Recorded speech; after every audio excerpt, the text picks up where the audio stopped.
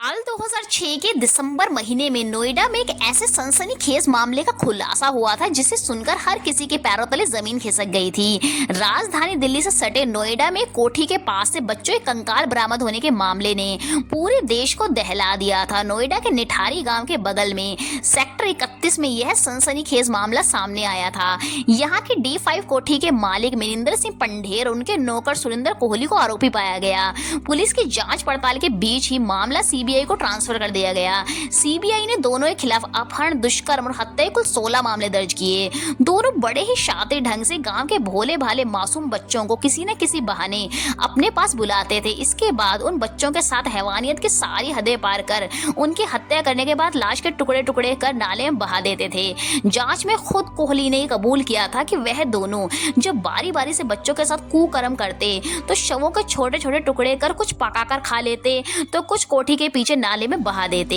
यह खौफनाक सिलसिला करीब 1.5 साल से ज्यादा समय तक चलता रहा। 2005 से 6 के दौरान निठारी गांव में पिछले 1.5-2 साल से बच्चे गायब हो रहे थे जिनकी उम्र 7 साल से लेकर 13 से 14 साल तक थी। 2006 के दिसंबर में पुलिस एक कॉल गर्ल का पीछा करती हुई D5 कोठी में दाखिल हुई। वहां जाकर पुलिस को बच्चों के गायब होने के बारे में भी सब कुछ पता चला।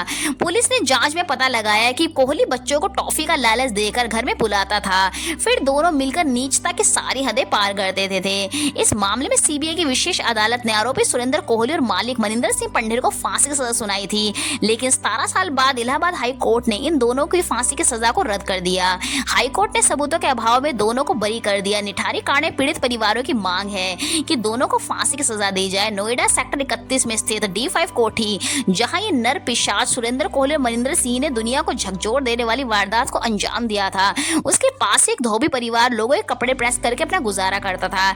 इसी परिवार की एक मासूम बच्ची ज्योति जो सिर्फ 10 साल की थी, वह भी नर पिशाचों का शिकार बनी थी। यह परिवार निठारी कांड के मुख्य गवाहों में से एक था। उससे बात करने पर एक नया खुलासा ये भी हुआ कि मनिंदर मानव अंगों की तस्करी करता था, इसलिए वह अक्सर विदेश आता जाता रहता था। इंसानियत को शर्मसार कर देने वाले इस केस में मानव अंगों की तस्करी के बाद मौके पर मिले शव और नर कंकाल ये साफ बताते हैं कि इन सब के पीछे एक बड़ा रैकेट चल रहा था। कोठी के अंदर और बाहर नाले से मिलने वाले शवों की खास बात यह थी कि इनका बीच का हिस्सा नहीं मिला था। किसी भी शव के गुर्दे, सीने, पसलियों की हड्डियां तक नहीं मिली थी। कटे हुए जो सिर मिले थे उनमें भी आंखें गायब थी। इनसे साफ जाहिर होता है कि मासूम बच्चों और लड़कियों को मारने के बाद उनके अंगों की तस्करी की जाती थी। ज्योति के भाई अर्जुन ने बताया था कि उसने सबसे पहले कोठी के अंदर का जो हाल देखा वो वाकई दिल दहला देने वाला था। पन्नियों में कटे हुए सिर रखे थे, बोरे कटे हुए हाथ पैरों से भरे हुए थे, कोई भी शव पूरा नहीं था। कितनी ज्यादा शर्म की बात है कि इतना बड़ा कांड करने के बाद भी इन नर पिशाचों को कुछ नहीं हुआ। यही वजह है कि दरिंदगी अब अपने चरम पर है, क्योंकि अंजाम देने वाले नीच लोगों को पता होता है कि हमें होगा तो कुछ नहीं। बेहतर है कि हम लोग खुद ही सतर्क रहें और सुरक्षित रहें।